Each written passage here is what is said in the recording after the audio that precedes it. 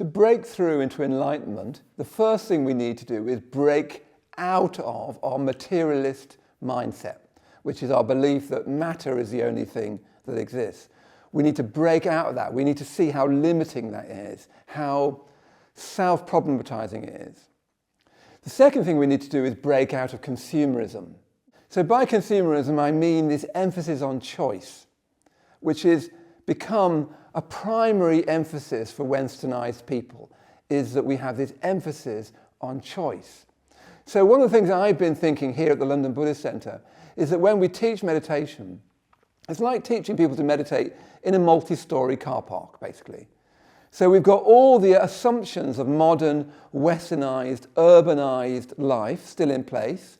So we've got our materialist assumptions, that there's nothing beyond the body, nothing beyond matter, and that's like the car park. We've got our consumerist assumptions still in place, that I go to that multi-story car park so I can go and see, go to this multiplex or this Marks and Spencer's, not that Morrison's. Yeah, that's what we've ended up in place here.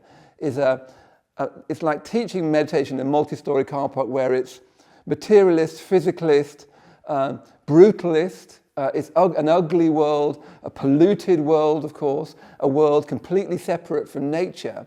And all of that world that we've created in a multi-story car park is so that I can choose whether I want to go to Morrison's or Marks and Spencer's. So I can choose to go and see the new film or buy the new shoes. So I end up with private luxury and public squalor.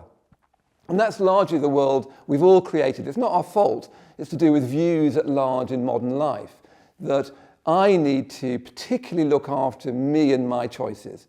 That's really what consumerism comes down to. And if we're going to break through into enlightenment, we need to break out of consumerism. Now, consumerism, the particular point I wanted to make here about consumerism is that it's got actually into spiritual life itself. Traditionally, what you did, there was no consumer sort of smorgasbord of different practices you could take up. You went to find a teacher who taught a particular tradition, or what we call a dharma, and in the context of a particular sangha. Nowadays, spiritual life or spirituality is this incredible, like Marks and Spencer's counter, like the cheese counter at Marks and Spencer's, where you can get different kinds of mature cheddars. You can get on that incredible counter on your YouTube, you can get you can get Advaita Vedanta, you can get non-duality videos, you can get secular mindfulness videos. You can look at a Theravada bhikkhu teaching one moment, you can look at Christian mysticism teaching the next. Yeah. One of the things I'm discovering at the London Buddhist Centre is fewer and fewer people are really new to meditation.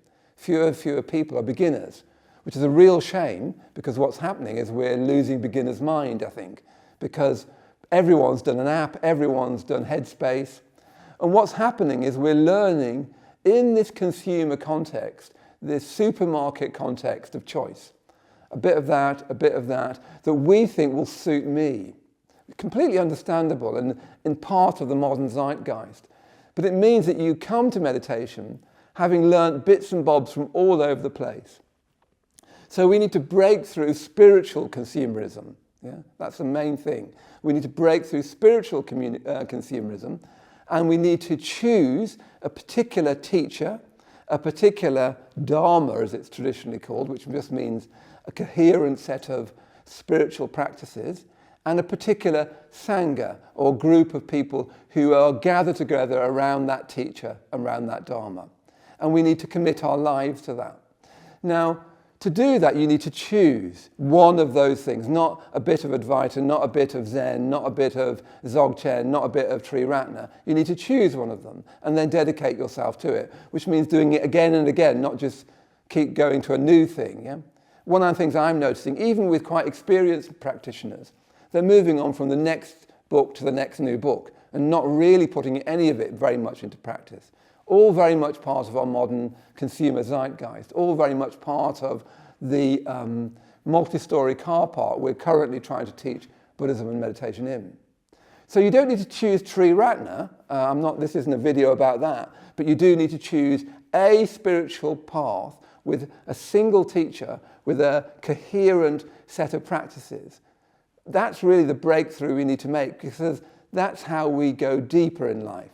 You need a really broad vision. You need the broadest possible philosophy, really, even the broadest possible metaphysics. But when it comes to practice, you need to choose, I need to choose, something quite narrow and specific and limited. Then I can go deeper.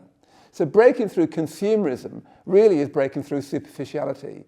Consumerism pushes us into the superficial. A bit of this, a bit of that. I fancy this today, I fancy that tomorrow. Completely understandable, but it means that we never go deeper. So we're condemned to this sort of painful superficiality of living and working and meditating in this noisy, dirty, polluted, materialist, multi-story car park.